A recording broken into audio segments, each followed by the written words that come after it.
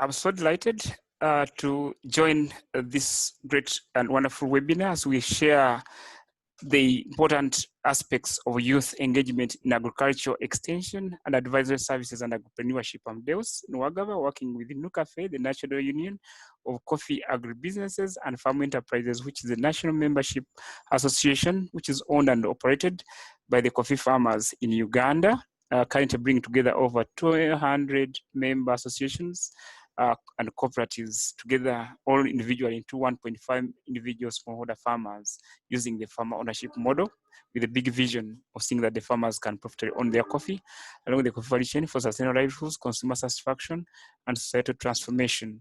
As we make a reflection on this interesting topic of youth engagement in agricultural extension and advisory services and agripreneurship, it's important that we also make a reflection on the agri-food value chain dynamics, because the youth are much more driven by what they value and where can be opportunities. When you look at farming, it's a multiplier of 3. When you move into marketing, processing, and distribution, it moves to a multiplier of 6.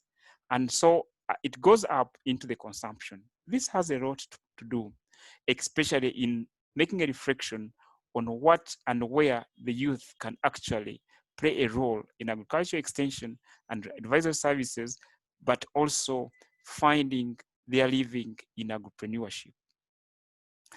Yes, at this time now, we are talking about youth amidst the disruptions and the shocks of the global COVID-19 pandemic. Of course, not forgetting the challenges of climate change, but currently, the COVID-19 challenge has overshadowed all, and we give a focus to that. But this has come in with new definition of living and new styles of work. One of it is actually to do with social distancing. When it comes to social distancing, the youth are the most social segment of the population. So it means that the COVID-19 is actually touching on what can be the livelihoods of the young people. COVID-19 has had to redefine the logistics, and transportation has changed, especially when I make a reflection into the coffee value chain. This has changed. When it comes, and this has a lot of meaning when it comes to how businesses are working and what could be the costs. There's been lost income, of course, with limited options that are now available, and meaning a lot of increased costs, either in delivering services or in producing or cost of production. And this has a meaning, especially has a lot to do with the business and market dynamics that have had to change within the last couple of months. But this has a great impact. As businesses and markets change, it has made a lot to do with reducing the workforce, and the youth have been most affected. Talk about 60% of this has had to change. But this is important for us that we still think about what is the skills requirement? What have been the skills requirements for the last 40 years? How have we been prepared, and how have we prepared the youth now? Yes, for the last 40 years, there's been a lot of focus on looking at farming, especially in the public sector domain, which is the main orientation for agriculture extension and advisory services. It has been segmented that way.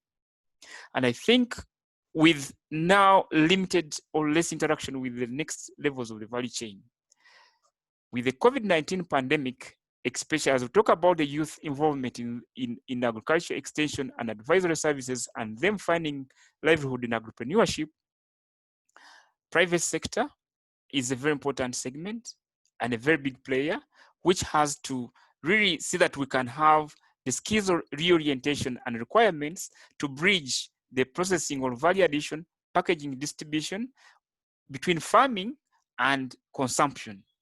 That is a very important element. What have we done at a NUCAFE level? As we really focus in terms of engaging the young people into this, we have made use of them into sustainable intensification systems that the young people can be interested in redefining. Instead of doing the old style of farming, of doing 3 meters by 3 meters of the 1900, now we talk about 3 meters by 1 meter, changing from 450 trees to 1,333, getting 3 acres and putting them in one, this has been exciting. It has been a lot of magic. And this is what the young people want to be, especially in playing a role. Talking about development of irrigation technologies, young people as either agripreneurs or as service providers, they quickly make a connection in there. Improving farm level agro-processing, young people, training their fellow young people, this is a very big niche that can help bridge. Here we get them into washed processing. That's a role that the young people are willing to play. Investment in climate smart technologies, seeing that we can think about reducing our cost of production, that is something that the young people find and can play a very big role. Even now in the COVID-19 pandemic situation or disruptions, marketing and exports have been of a very big importance. When you talk about coffee, it has played a very big role in balancing our payments as a country level, but the big of the young people are behind this.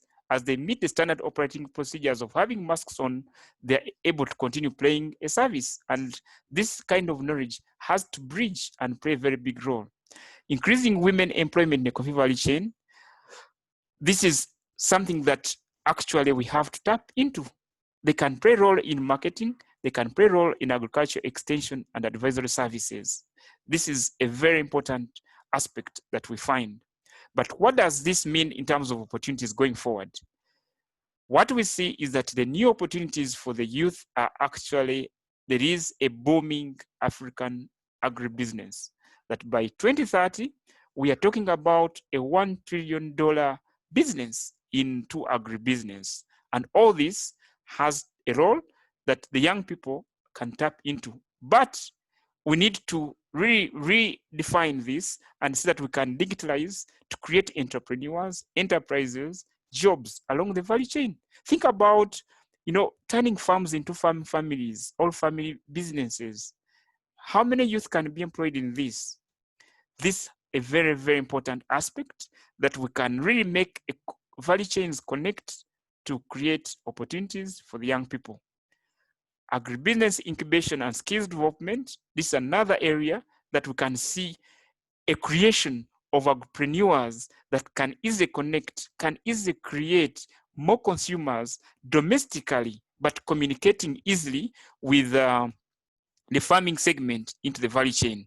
This is a great opportunity for us. My recommendations are 2. 1, that under the new normal, the agricultural extension and advisory services has tapped into the power of digitalizing value chains. We'll have more agripreneurs, but services would quickly reach the end users in just a trick of a minute. But this has a lot to do with ensuring that we consider retooling, redefining, reorganizing agriculture extension and advisory services to have more agripreneurs that can make the value chain connect. We need to have the value chain approach in whatever we are doing. This is how we'll have more agripreneurs and more youth playing a very big role within the agricultural sector. This is really, we have to keep at the back of our mind that the youth are our big workforce in agriculture extension and advisory services, but also as agripreneurs. Thank you very much. And I'm excited and look forward to any questions that there can be. Thank you very much.